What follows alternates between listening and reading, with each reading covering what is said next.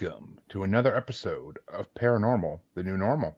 I'm your host, as always, Jeremy, here to try to make the world seem a little more normal. And today, with my guest, I think we may just achieve that a little bit.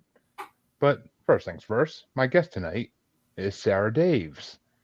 She is an author, intuitive, and so much more. We're going to get into all that, though, because she has a very fascinating backstory I can't wait to get into. But first things, Sara, how you doing tonight? I'm doing great. Thanks, Jeremy, for having me.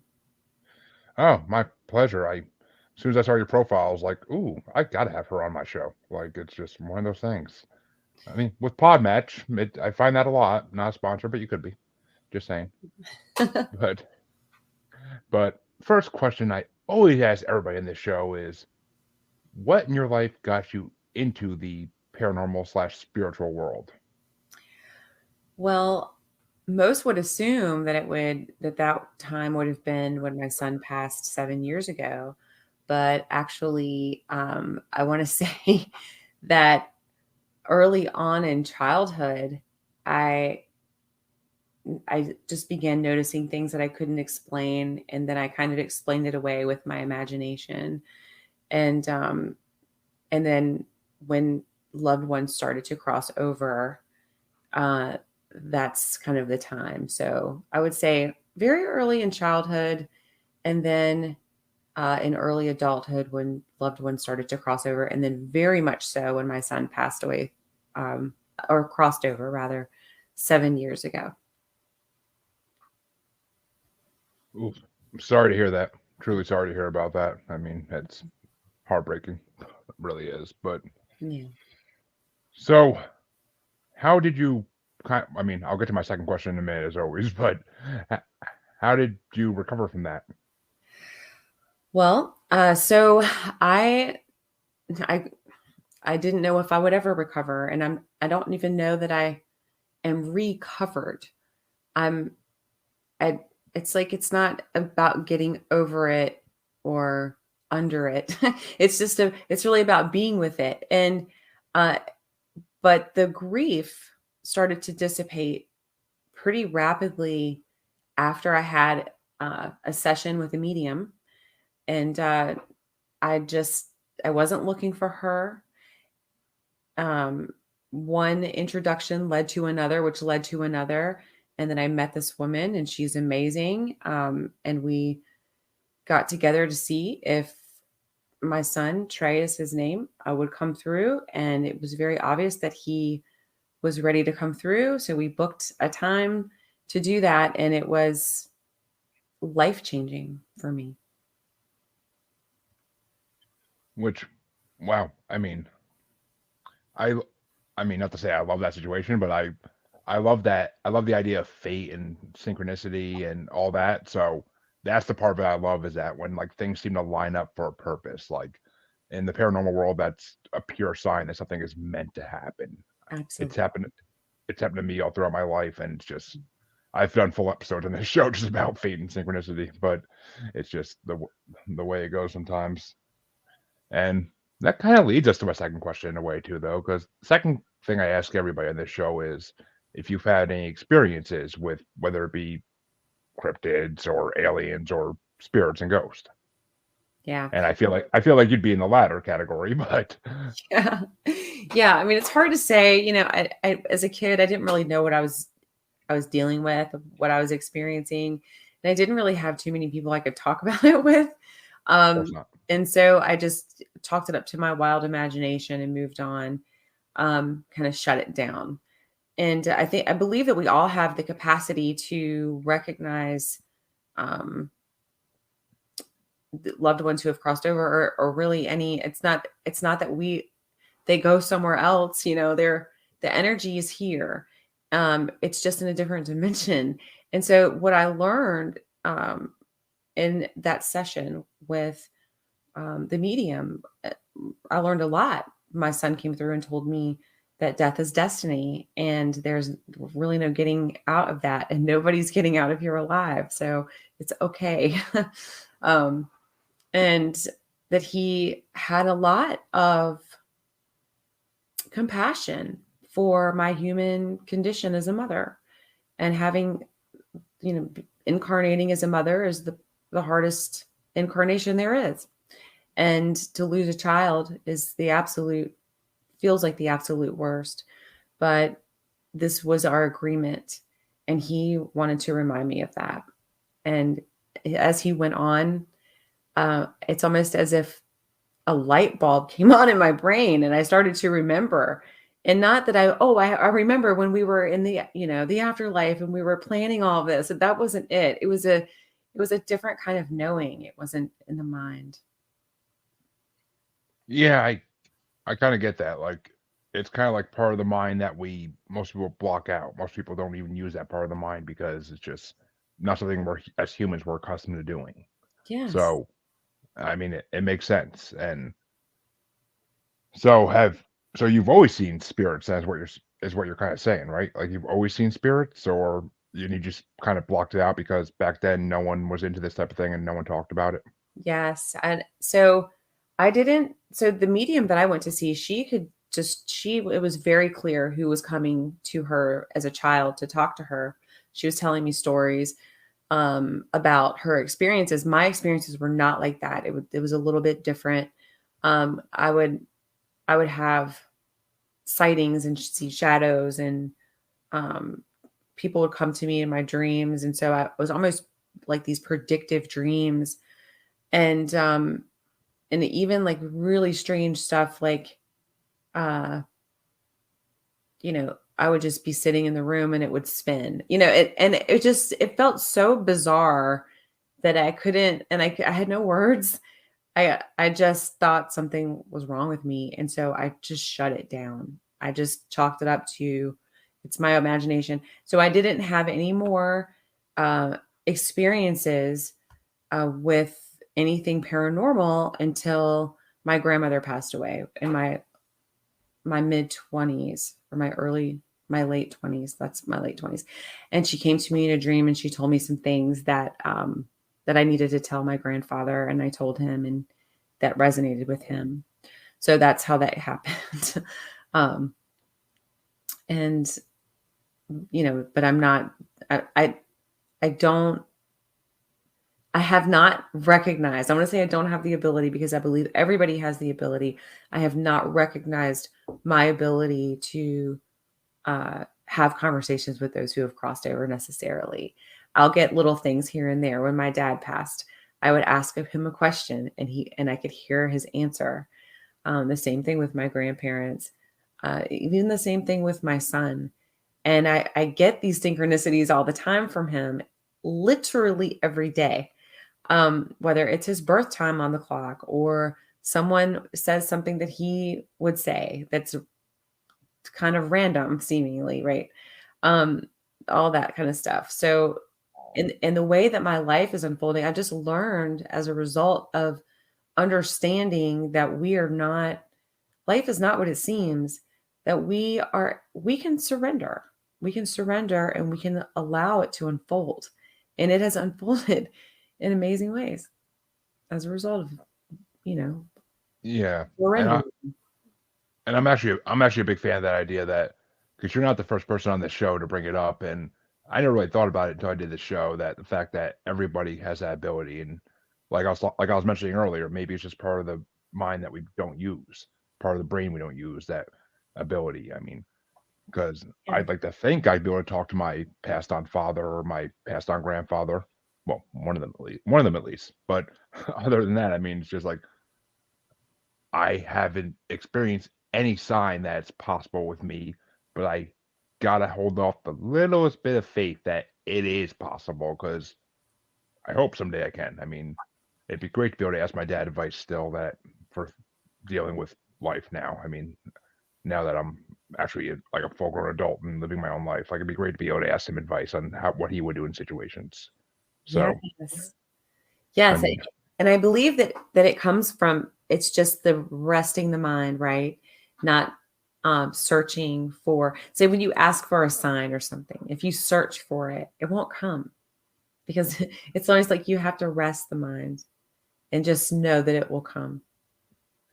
yeah, I've been told multiple times that meditation is the best way to unlock your mind to do that. And that yeah, if it's like when you're trying to win the lot, it's like if you're trying to win the lottery, you can't go search every day for the in multiple stores for a lottery ticket that gives you the money. You gotta just go when the feeling's right, and maybe you'll get lucky. Maybe you'll get lucky and it'll come through. I mean, I it's funny because for years that was my stance on religion is I don't believe in God unless he shows me a sign right now. Like that was my belief for the longest time in my life was just I need to see physical proof. And even to this day, I still don't truly believe in. I believe in a higher power, but I don't believe in. I don't want to give it a name. I think if there is a higher power, there has to be more than one to me because that's just the way the universe works. There's always more than one of everything. So I mean, that's my personal stance, honestly. But Yeah. so I get what you're saying, though. I mean, and from the title of your book, which we'll get into that a little bit later, but from the title of your book, I'm guessing that you're a huge believer in manifestation. Oh yeah. I am. So, so just so my listeners know, because I've talked about it in this show before with other people, but what do you think manifestation means? Like manifesting something, like what is it to you? Because everybody has a little different opinion on what it means. Yeah. So manifesting to me means, and this is something that I always struggled to sum up in a sentence or two.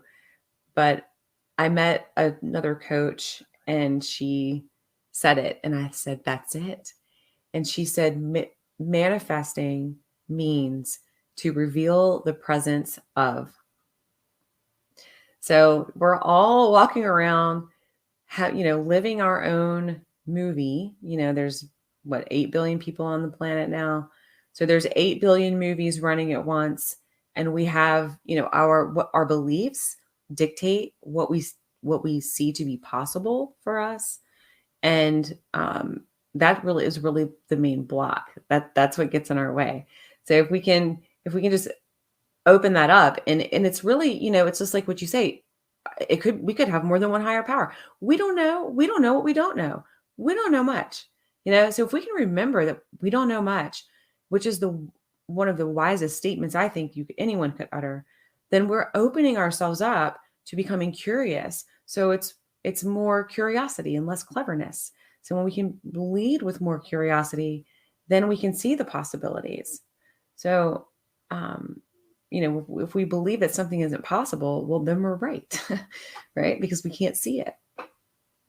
Exactly. Those who believe they know everything really know nothing. That's one of my favorite quotes because it's just true. I mean, I'd like to say, like, oh, I know that Odin and Zeus still exist and they're out there walking around the earth. Like, I'd like to say that, but I can't prove it. I don't know if it's true or not. Like, I mean, I personally would love to have that be the truth because I'd like to run into them. But I mean, well, maybe not Zeus. He's kind of creepy. But Odin, I'm all for.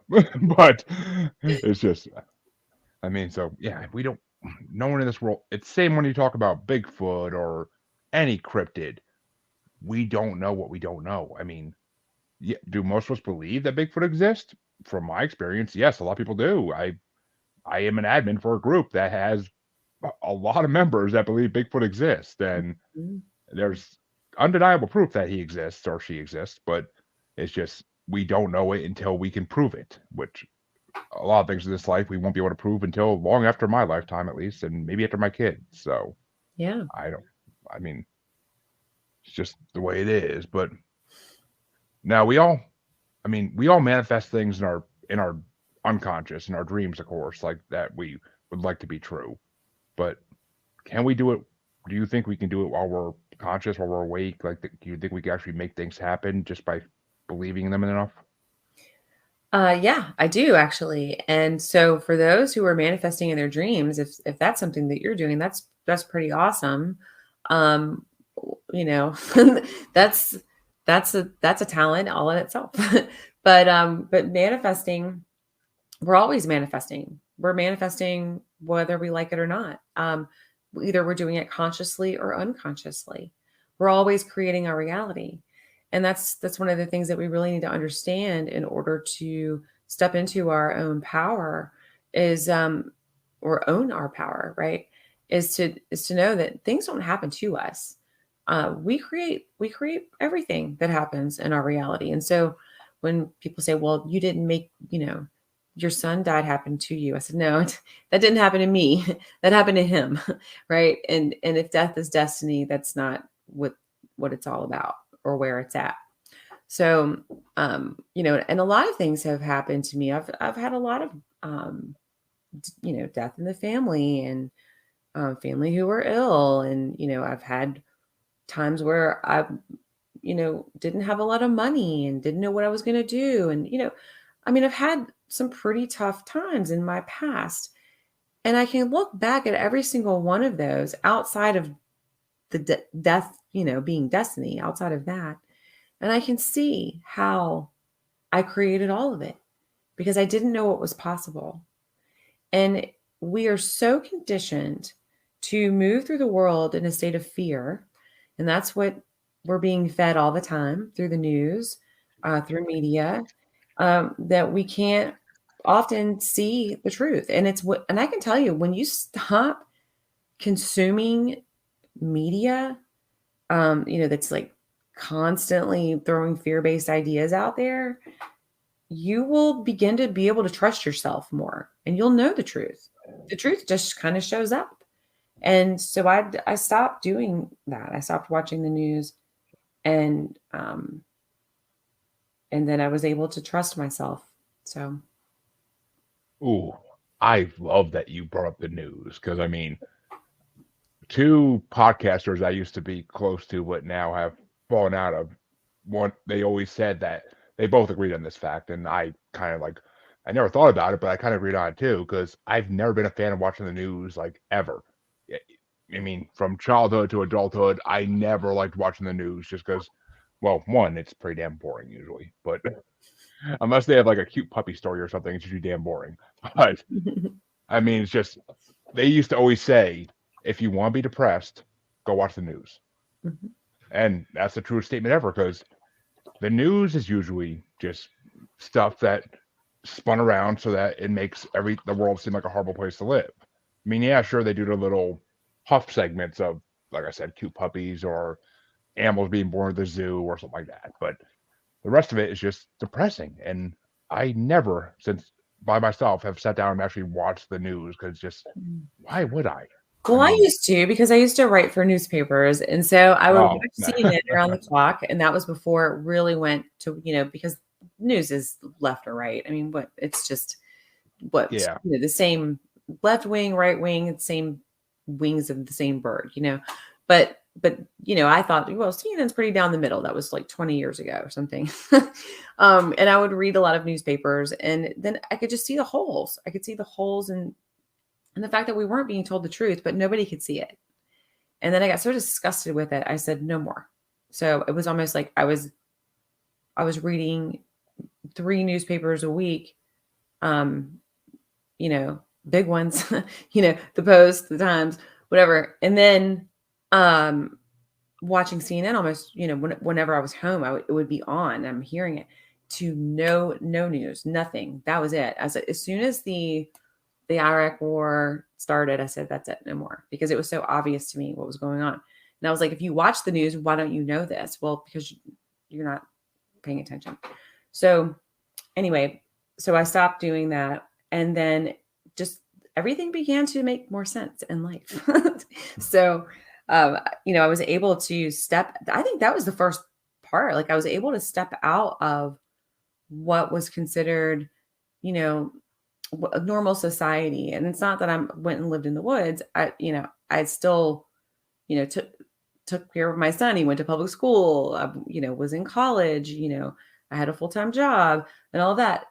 But I was able to just see things from a different perspective, and life just got better.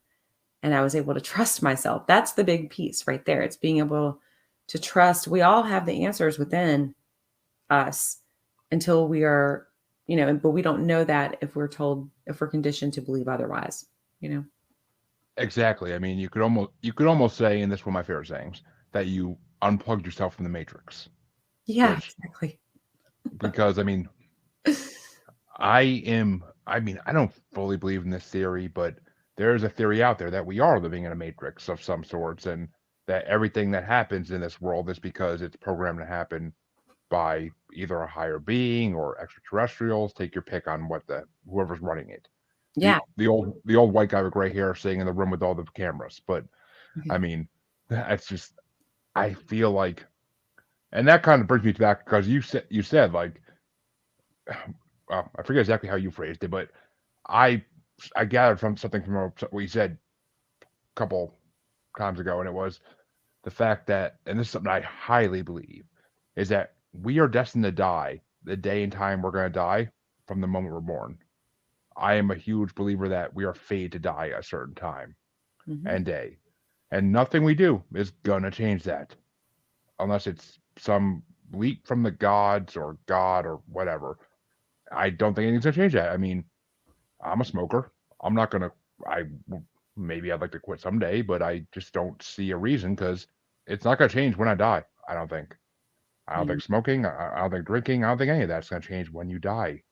I mean, short of jumping in front of a car, like nothing's going to change how you die. Like, I mean, Yeah, I even mean, that. we have free will, right? So we can use that at any time. And like I said, we don't know what we don't know, and we don't know what we don't know. But I do believe that, and the way I was taught was that one of my spiritual teachers, and it made a lot of sense to me after I had the session with my son. But it's like we come together and we shop the cosmic grocery store, and we say we went this experience and we went this experience, and then here comes your soul partner, your soul mate, whatever. You have lots of those that we travel with, soul family, and we say, I'd like to have that experience. And they say, okay, well, I love you so much. I will give you that experience. So life can know itself through you.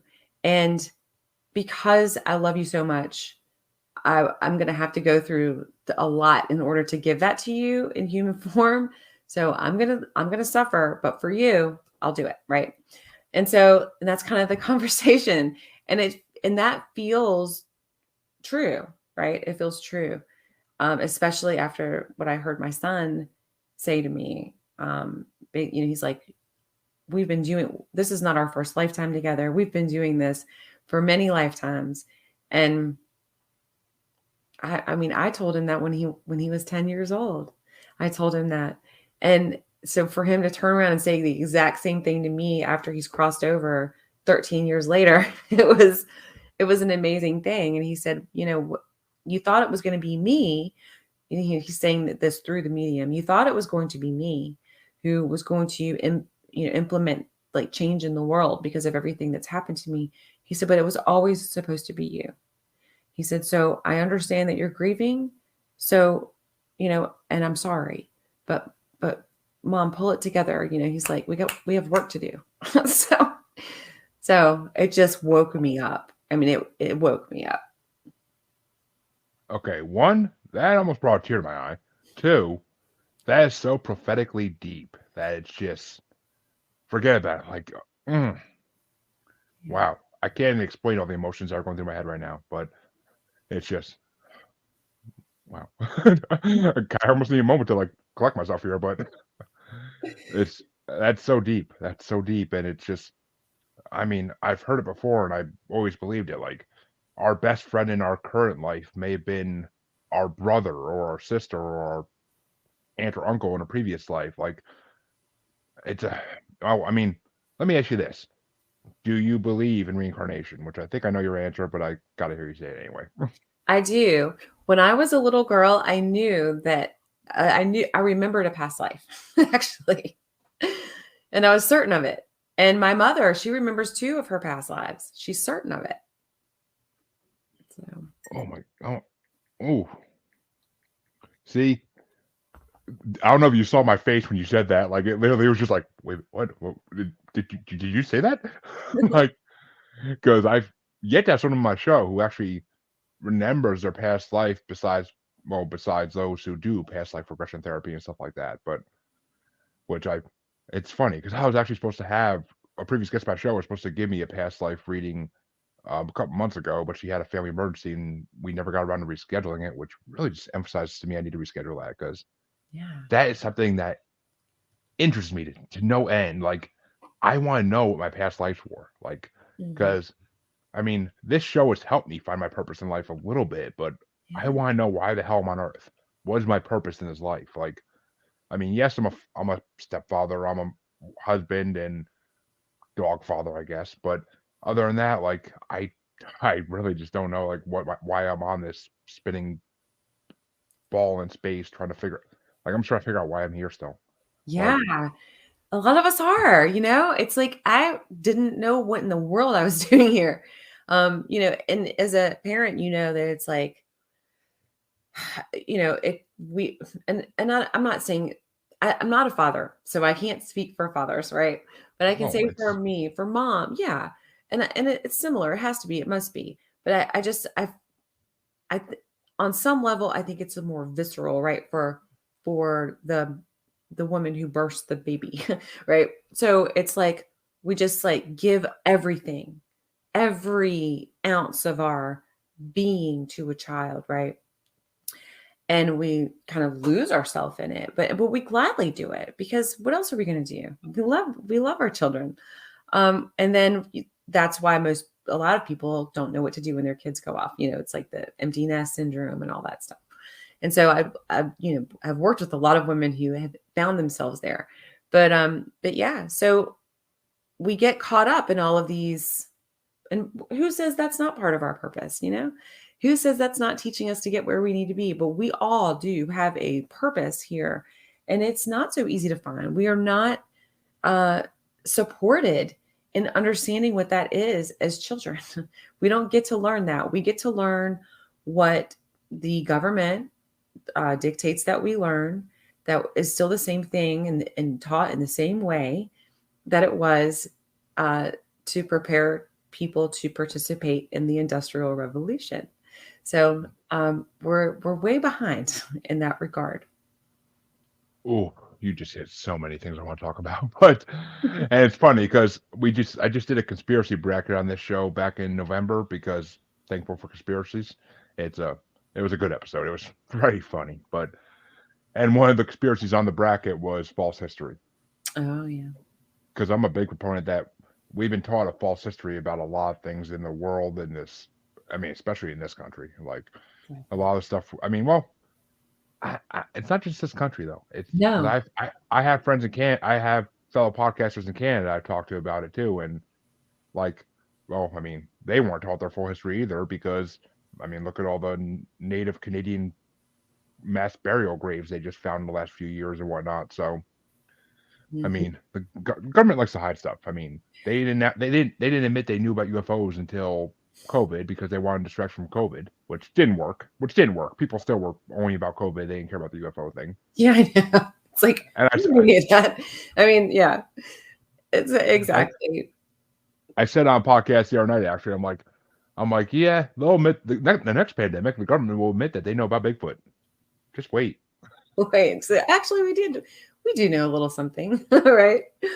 Yeah. Oh, I mean, they're gonna say, oh, we've known about these creatures for hundreds of years. That we saved them from wildfires. We've been testing them in labs in Area 52 or wherever, Area 51, wherever one we want to believe is true. But it's just Yeah. the blinders have been put on Americans and every other country as well for a long time, and I think there's a big revolution going on for the last 5 to 10 years, and people are starting to wake up and realize we've been fed lies for a long time, and it's time to break out of that cycle. Yeah. It's interesting to think about why. So why would we be fed lies? And so the easy answer, which is usually the true answer, is because of nationalism, right? We want, or the government, whatever government, all around the world, because I have friends from all over the world who say they grew up with kind of the same deal. Like, our country's good and everybody else is bad. And here's all the reasons why, right? So it's like everybody gets fed the same stuff. And so what that does is it creates a separation or the illusion of separation. And when you can separate people, you can control them.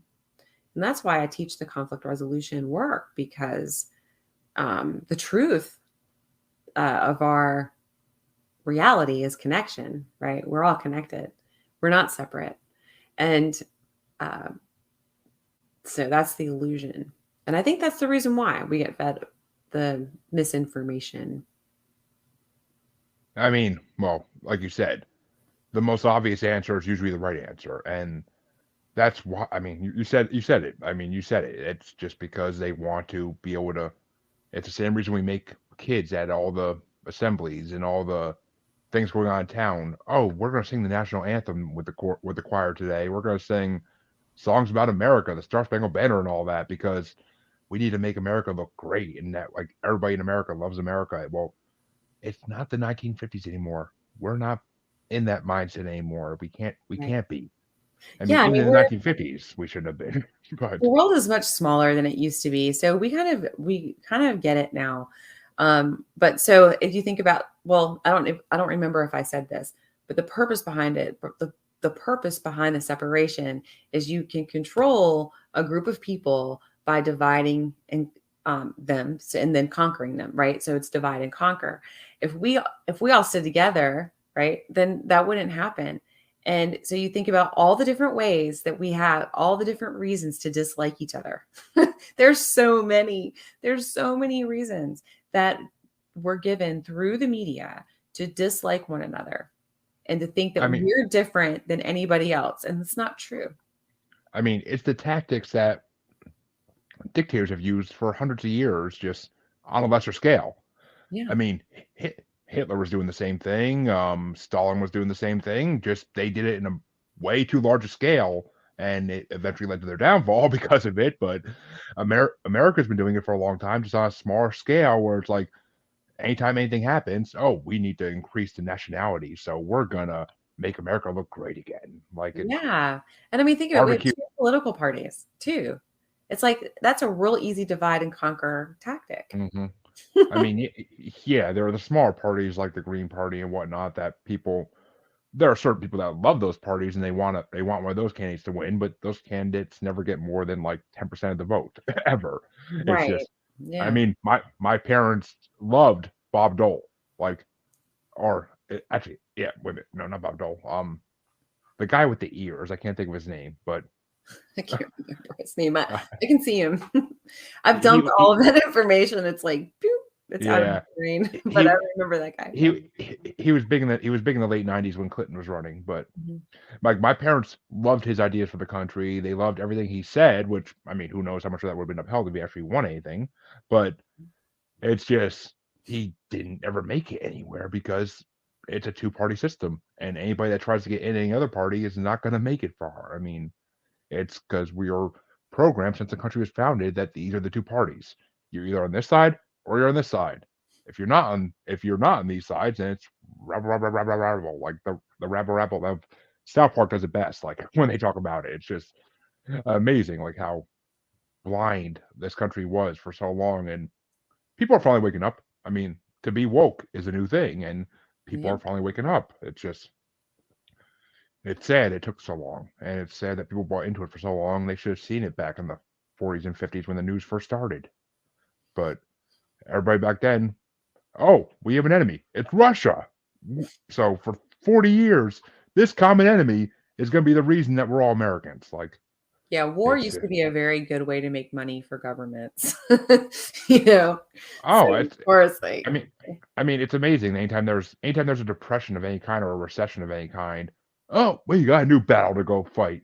So go support that while America gets back its economy. Like it's just really now, like really, like it, and people buy into this. I mean, I don't get it. I mean, maybe it's because my generation has always had some kind of war going on since we were born, and it's just, I mean, they're smaller wars, of course. They're not world wars. They're just smaller wars with one common enemy. But it's I don't know. It's just mm, I my generation was brought up not to trust the government. That's just the way we were brought up.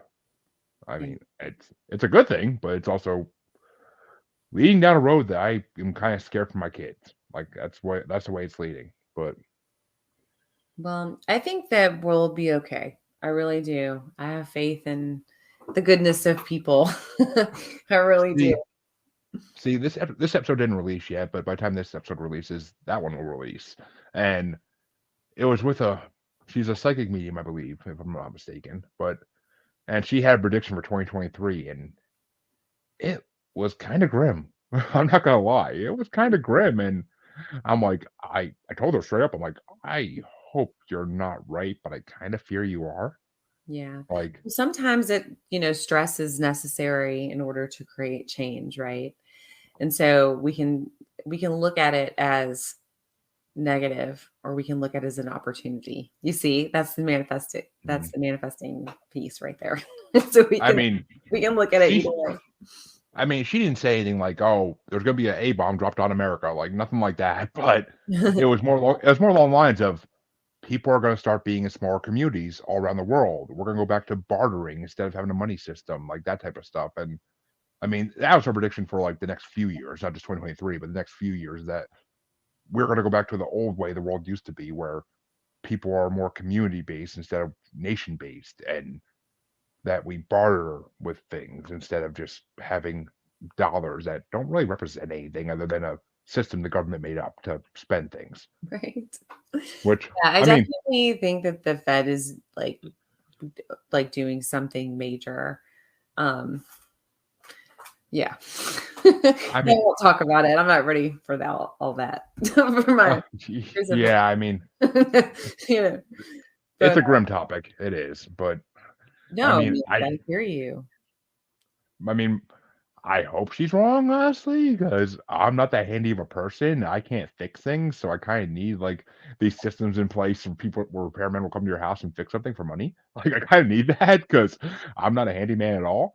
So I mean, my wife is more than I am to some degree, but like even she can't fix like a broken plumbing system and stuff like that. So I still need these people who have trades to be able to take money to come in my house and do things. So that's me personally, but so So from what I've seen, you are an intuitive purpose coach, which I kind of want to talk about that because Sure. I mean, of course, I know what intuitives are, but I've never heard of an intuitive purpose coach, and I kind of am curious about what that career almost is. Yeah. So while I'm an intuitive and I use my intuitive abilities to support my coaching, and in the purpose coaching, what I do for clients is I help them discover their true purpose. And it's it's not that they have to go out and find it. It's they have to get rid of every layer of conditioning that does not support their purpose. And they have to release all of that. It's like peeling an onion. It's like you get rid of one layer and then you get rid of another layer. And then all of a sudden you've got this raw, authentic human being who's like, whoa, this is wild. Like I didn't know that I could move through the world this way. And then, their purpose finds them. So that's the kind of work that I do. But I begin with clients in the same way. For the first month, we do a series of assessments. And then we take all of that information, which is more information than you could ever imagine about yourself. And we really dig into it. We pick it apart and we, um, make sure that it's all understood. And then at that point, once we have that information and once we've gone through it all, the process is very unique to each client. Um, and so it's never the same. And it's a beautiful experience the whole way through. And by the time they're done, they're is about as deconditioned as they can be, and understanding their natural talents, gifts, and abilities, and with a lot more confidence to go after what they want. See, you just made me feel like. I mean, I feel like I know mine, but you just made me like completely doubt myself in every way. Like, I'm like, I need to work with her. Like, gee, like Sure. maybe I'm wrong about my life. Like, I don't know. I mean, I don't know. See, it's my biggest problem is I question everything about myself constantly, and it's always, am I doing the wrong thing? Then next second I'll be like, no, I'm awesome. What am I talking about? But it's just, I, it's a Well, constant. I mean, my dad used to say, when self is known, all is known. And I was like, what does that mean? As a kid, I would hear it. But all of the answers are within us. And the best thing we can do for ourselves is to develop self-awareness. And we're never finished, because if we get to the bottom of it all, right? What we're doing here and how we got here and where we came from and all that stuff, we know the answer to everything, you know? So we're never going to get there in this human body. We might. I don't want to say never, because I don't know what I don't know. But we can get a lot further than we are, and it truly is the conditioning. It's the school system. It could have been a teacher that says, "Oh, you're not good at this," or it might have been some other adult that said, this thing that you're talented at is not valuable. It's those types of things, and then we forget what we're good at. We forget what we love to do, and we're always wonderful at. It just comes so easy to us when we do the things that we love doing, that we're passionate about. That means we're naturally good at them. Okay, once again, you hit on so many things I want to talk about. But I mean, I love that phrase. I don't know what I don't know. Like, my dad used to have a saying too, and it would always change based on how old he was, but it was always, I'm 40, blah, blah, blah, 50, blah, blah, blah years old, and I still don't know what I'm going to do with my life. Like, that was my dad saying always when, like, I would try to be figuring out my career path when in my early 20s and whatnot. Like, and I still haven't figured it out, by the way. But, I mean, because I had a teacher tell me in college when I gave a presentation, oh, you'd be a great teacher. So after I got those 2 associates in that college, guess what I did the next college? I went to try to be a teacher, and it failed horribly. But because I wanted to be a biology teacher and I couldn't freaking pass the harder biologies and chemistries and all that. Like, it just didn't work out. I wasted another 3 years of my life paying for things I didn't need to waste time on. Yeah. I should became a podcaster. I should have became a podcaster back then, for God's sake. But it wasn't even podcasting wasn't even a thing back then, Wasn't really. even a thing yet. I know. There's so many things that weren't things. Yeah. But I mean, it's just, and that's my thing. It's like, I feel like this is my purpose because I like having conversations with people about their lives and about, especially the paranormal, spiritual world, because it's something that's always interested me. And conversations like this, I feel like I'm getting people's messages out there to people who need to hear it, and that's the important thing in life. But to this day, I still don't know what the hell. I'm 34 years old and I still don't know what I want to do with my life, as my dad would say. And I'll probably be saying that to my kids in the next 10, 20 years anyway, because it's just true. Like, I'm a manager for a retail company. Did I ever see myself coming this path? Oh, God, no. God, no. But it's the job landed in my lap and I took it. Like, because what else are you going to do? I have a family to support. I have to be able to bring home the bread. Like, that's just the way it is. And I agree. We don't know what we don't know. And that's the biggest problem in life is. Yeah. Yeah. And it's a belief, right? Like, we have to do this because if I don't do it, then something bad will happen. And it's in our conditioning. I mean, so I'm 48, and I used to, my family always said, get a good job and with good benefits and stay there. And I was like, that sounds miserable to me. Like, I can't imagine doing the same thing in my life every day, day in and day out for 50 years. Like, I wouldn't do it. Adulthood sounded so awful to me that I was like, I don't even want to be a grown up. You know what I mean? What? Oh my God! I mean, now that was makes me think of that one episode of Rugrats where the one where they become grown ups and I don't want responsibilities no more. Because that's basically how I feel every day of my life. Like, oh, I gotta take the dogs outside in this freezing cold weather, or they're gonna go bathroom in their cage, and I have to clean their cage anyway. So like, it's like, or I gotta get up at the crack of dawn to get the kids ready for school and get them on the bus in the freezing cold. Like, I don't want to do it. Like, I don't have to be up for work till 7:30. I want to be able to sleep till 7:30. Like, it's adulting is never as fun as they make it seem when you're a kid. But Yeah. I mean, there are the fun moments, but I mean, they're not worth everything else usually. Yeah. I mean, And children are conditioned at a very early age. I mean, they're born consumers, so that's what we're going to do. We're going to consume for the rest of our lives. Then we're going to be herded like cattle. very true. I mean, The only thankful thing anymore is that my kids don't watch cable. They only watch like YouTube and stuff like that. So there are no more commercials telling them they have to buy this toy or this toy. Like when I Right? was a kid, every commercial break, like I would be pointing to my mom or dad, whoever's in the room, like, I want that for my birthday, Christmas, whatever's next. Like, and by the time Christmas comes, that toy is not the fat anymore, even. But Yeah. I mean, to be one of those kids who was brought up rich and could just afford the parents could afford everything they wanted. I had friends like that, and I hated them for it.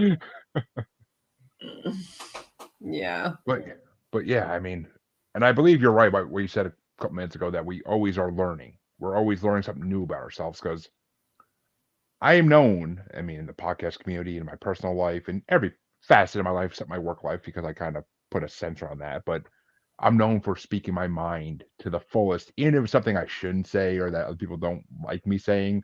Like I will speak my mind to the freaking fullest, even if I'll make the most crazy jokes in the world that no one else finds funny, but I'm sitting here like really laughing to myself like the Joker about it. But I and think if we all did that more, we all just showed up in our full authenticity, I think we'd see the world different. I think it would change. I do. I agree 100%.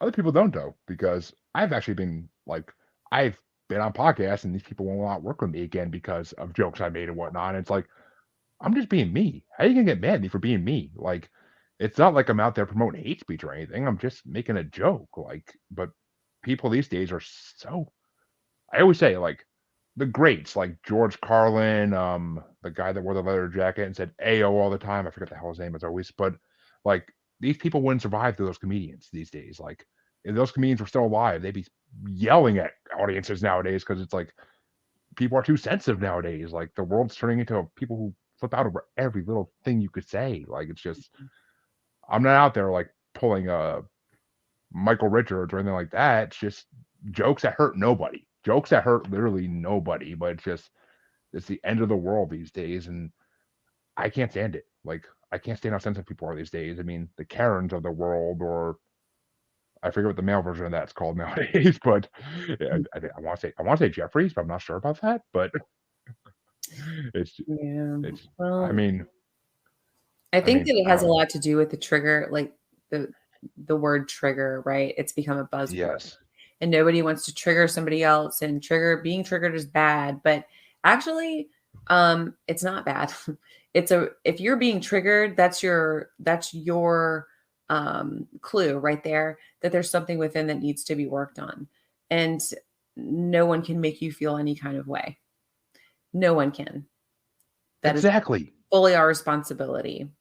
And when so, and I talk about this in my book too, when you give that power away and you say, oh, you made me feel this way, um you're you're basically anchoring yourself in perpetual victimhood. And I'm not saying that we should go around and be rude to people. That's not what I'm saying. I'm just saying that we have to take responsibility, and ownership of how we're feeling, and not consider feelings bad. Because if we weren't supposed to feel sadness or anger or things like that, we wouldn't feel them. I mean, we're perfect human beings here.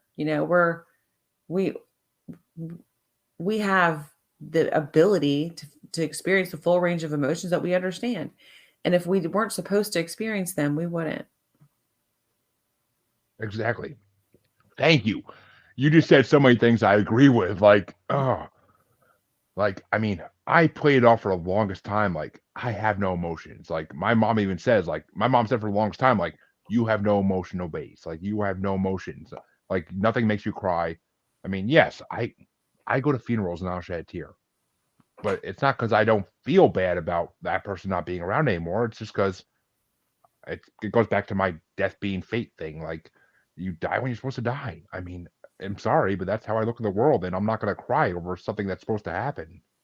I mean, yes, I lost my father at 58 years old, which is way too young to lose a father, but he just didn't make it. And that's the way it goes sometimes. I mean, was I devastated? Of course I was. I spoke to him one day, and then the next week he woke up from heart surgery and crashed. But, like, it's just horrible. But, I mean, it's just the way life goes sometimes. And words shouldn't hurt. That's what I always say. Like, I always say it. I'm like, if you let words hurt you that bad that you actually get offended by something someone says, I mean, yes, you should be offended if someone's using pure hate speech and like are bringing down a whole race or a whole gender or something like that. Yes, I agree with that. But if they're just making jokes that are not really affecting anybody, then what's the issue? Like, just because you get a little butthurt over it, like you need to make a scene over it? I mean, Yeah. I mean, Yeah. It's I just hate a to go. clue. It's a clue to go within. I think that's really it. It looks like my lights are going out. I don't know why. I have no idea why. We upset the spirits, We upset but the spirits. but So funny. but just to change the topic a little bit. But I saw something on your profile, and I'm not sure what it means even. And another thing I don't know on your profile, I didn't know what it means, and it just I love those type of things because it's like, ooh, something I could learn today. What is unitive justice? Like Okay. I saw that in your profile, and I'm like, I kind of feel like I should know what that means, but I just can't like put the definition in my head. Yeah. Okay. So unitive justice is a relatively new term. It's becoming a buzzword now. But basically, what it is, it's the absence of punitive justice. Okay. And so we know what punitive justice is. We have all of our systems are punitive. They're all based in rules. And when we break those rules, or when the rule is broken, we find out who's to blame and we punish them. And those are our tools in the toolbox. We use blame and we use punishment. We have no other tools in the toolbox in the punitive system. So that's why we see, there's a lot of reasons why we see the US locking up so many people. And I really wish I had looked this up beforehand, but I'm always saying that the United States imprisons 50% of the world's prisoners, but I'm pretty sure it's beyond that now. Um, However, uh, the punitive system is all we know. We're like fish in water and we don't understand how to step out of it. But the unitive justice is like not the opposite. It's not like it's this versus that, right? The unitive justice is understanding that we're all connected. Punitive justice is the we're living in the illusion of separation, right? We believe separate we are all separate, and unitive justice is we are all connected. And so if we're all connected, why would we ever punish another person? Why would we ever do that? So, and you think, well, because they did something wrong and they have to learn, they have to be held accountable, right? Well, accountability doesn't come through punishment. That actually blocks accountability. So, in the unitive justice space, what we do is we resolve conflict using what we call unitive circles to bring people together when they're in conflict so they can work out their conflict. So we have facilitators for that. And I teach a year-long program to certify conflict resolution facilitators. So those who want to be conflict resolution facilitators teaching unitive justice can do that. Unitive justice is founded in, it's like 35 years of research so far. My teacher, Sylvia Clute, she is the alliance. She's the president of the Alliance for Unitive Justice, taught me everything that I know, and then blessed me to go and teach this work. And we're teaching it in schools. We're teaching it in prisons. Lots of other people are beginning to do this work now. And then, a lot of my students, they go on and they use it in their therapy work or their coaching work or in their nonprofits or to create a nonprofit. And it's just about having conversations, because when we truly understand why somebody did what they did, then we recognize their humanity, right? And when we do that, we don't want them to hurt anymore. And that's when new possibilities can arise. So when we're see how it all ties in, when we're being curious instead of clever, when we really seek to understand, we don't want the other person to suffer. So that's what I'm teaching, a new way of being in the world. So it is kind of like unplugging from the matrix, right? It's like we can still exist in this punitive system. We just don't have to participate in it. We can do something different, something that is actually sane, right? Thank you. Yes, Yeah. I that makes sense to me, and I like so many examples in my life that stick to that, but I'm not going to go into it because it's already getting towards the end of the show here, and I want to make sure we have time though to talk about your book because I am truly interested in your book, Manifest Like a Goddess, because Yeah. and it was interesting because like my wife was actually reading your profile when I was like going through it, and she's like, "Why do men need to understand that?" I'm like, "How do you not get that? You tell me all the time I don't get women." Yeah.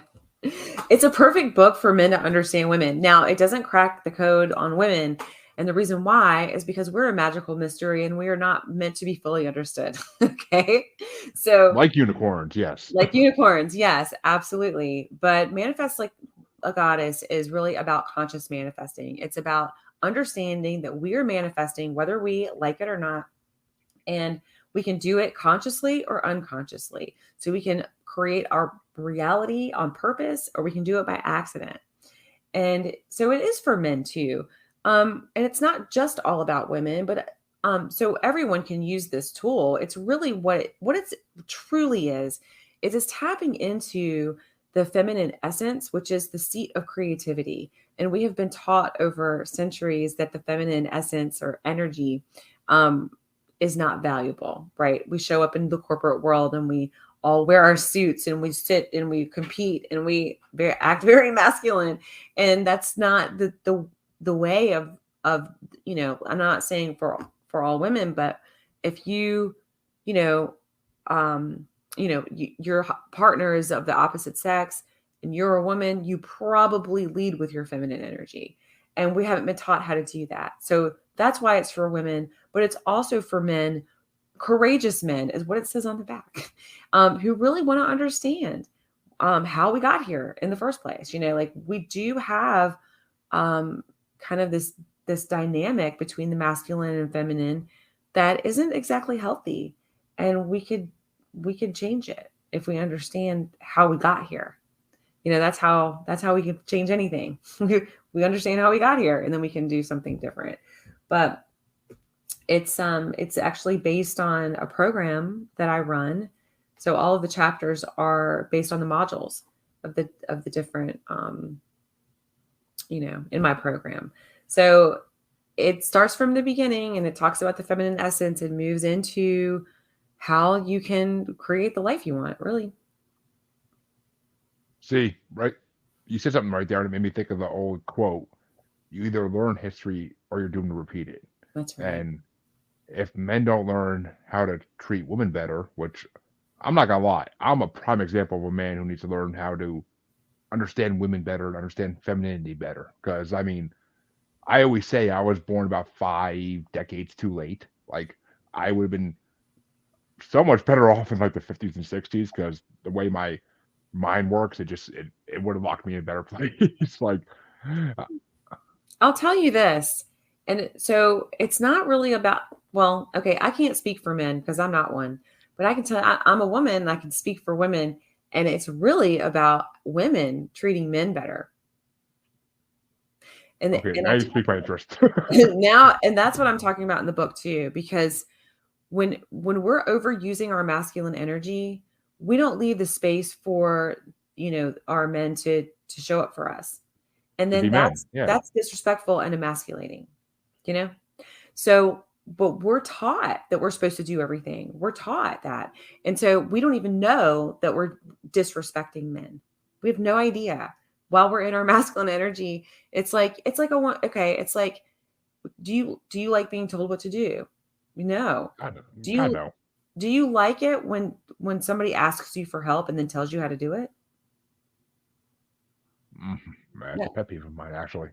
Okay, well, it's every man's pet peeve because it's disrespectful, and women do it, and we don't know that we do it, or we don't know that it's disrespectful. So it's not like women are trying to be disrespectful. It's we were not taught how to show up in our feminine essence because we were told that it wasn't valuable. And so being in our feminine essence means that we're not pushing to get what we want. We're more sticky. We just like attract it. And so it's so we don't have to work so hard, because when you work so hard, you don't get it anyway. Yeah, I mean, exactly. Sometimes you have to play the old role of the damsel in distress in order to make your man feel appreciated and to make him feel like he has a place. Otherwise, Yeah, and I don't think I it's mean, even playing. I mean, it's like really asking for what we want. We don't have to do it all on our own.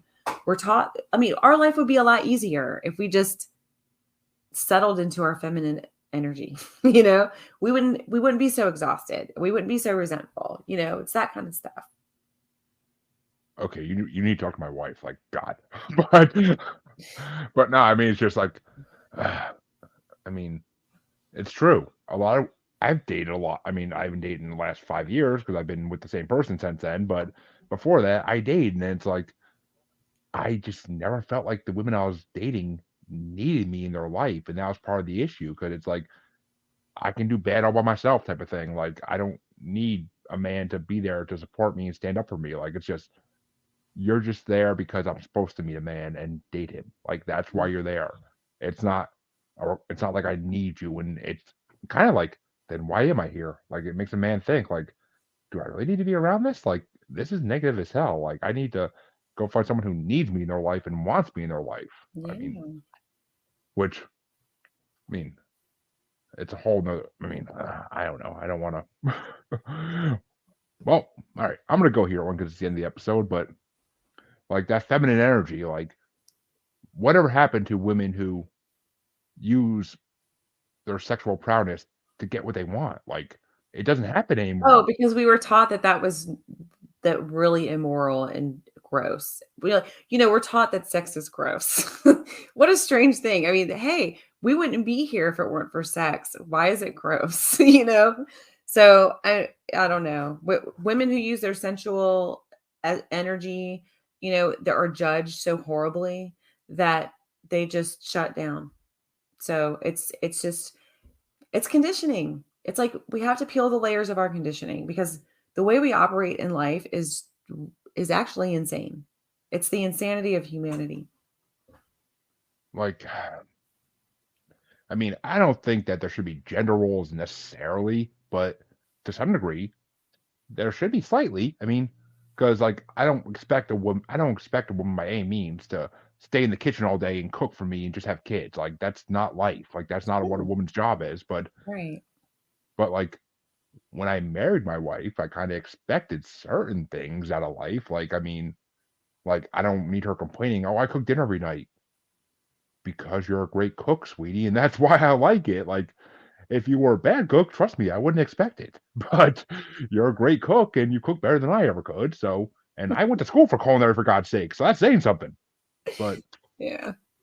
I mean, I'm Yeah. a fat guy. I can appreciate a good cook, but it's just I don't know. I mean, like I said, I was meant to be born in the 50s or 60s because I feel like that's where I would have fit in better.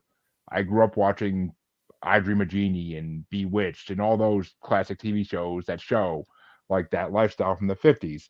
And it's like, you know what? This is where I feel like I'm like, I grew up thinking like, this is where I belong.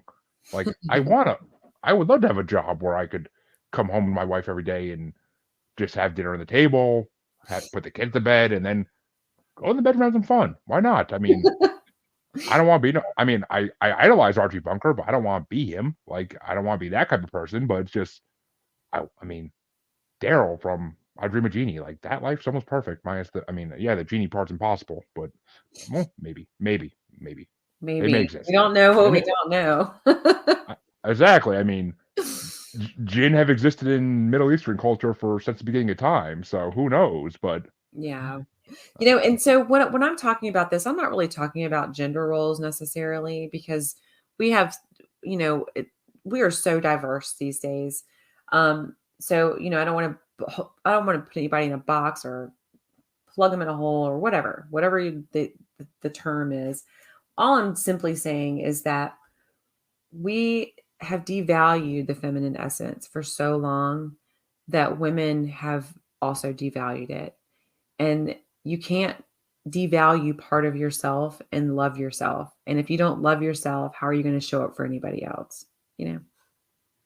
exactly, I love that. I love that. I mean, the, I mean, yeah, I said before, I said it earlier in the show too. Like, I'm not the typical man. Like, I can't go. I'm not the man that there were 50 years ago that they can go fix anything in the house that breaks. I'm not that type of guy. I admit that openly because I don't expect to be that type of guy. It's not.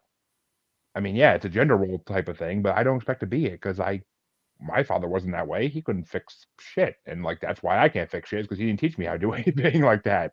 He tried. God bless his heart, he tried, but he would just stand there and curse while trying to fix the thing and then never fix it and call somebody. So it's just, I mean, it's almost like an Al Bundy type of thing, but it's just the way it goes. And yeah, I get that. It feels like women. I've been on dates with women where they won't even like dress up for the occasion or like try to like they don't even try to attract you into them, like to be with them. Like it just, oh, I'm here. Like you expect me to be. Like what else do you want from me? Like it's sad. Femininity has been lost in some way because women feel like they do everything themselves nowadays, Mm-hmm. and it's a sad, sad rate. It's a sad world at this point. I just everything about this world at this point disappoints me to some degree. But I persevere for my kids as everybody should. But oh, we have a question actually, and I like this question. Ashley asks, do you think they devalue it or that women take on both roles, male and female, to protect themselves to be more independent? That's a good question. I like that. Yeah, I mean, I know I did. I led with my masculine essence for years because I felt like I was protected. I could do everything myself, and I felt more in control. Even though, we think we're in control, we're not really in control of everything that happens. Um, and I needed to show up that way for work so I could keep my job and compete with the other men, with the men and the other women. Um, and so that's me devaluing part of myself, part of, who I am inside. And I would come home and I would just stay in that masculine space, and I couldn't rest in my feminine energy. And um, I was pushing and fighting basically rather than allowing and receiving. And we miss out on so much when we don't allow ourselves to receive. I agree. I mean, to get a little personal here. I mean, I try all the time to like get romantic with my wife, and she just doesn't like it doesn't go. It's like I shoot the signal and it misses completely. Like it just and I'm shooting the signals that I was taught like from a young age. Like this is what you do to be romantic with a woman. Like the whole flowers, be, sweet words, all that type of stuff. And I mean, yeah, you give her flowers and she's says thank you at first and you get a big hug and a kiss, but then 5 minutes later, that's gone. Like it doesn't even matter. Like the next thing you do, you're getting yelled at for. Like it's like why go through all this work of setting this all up just to be shut down again? Like, I mean, I don't know. The Yeah, way it's we were like taught, you two might need some conflict resolution. I agree. Some unity of justice. My wife will never go for it, but I 100% agree.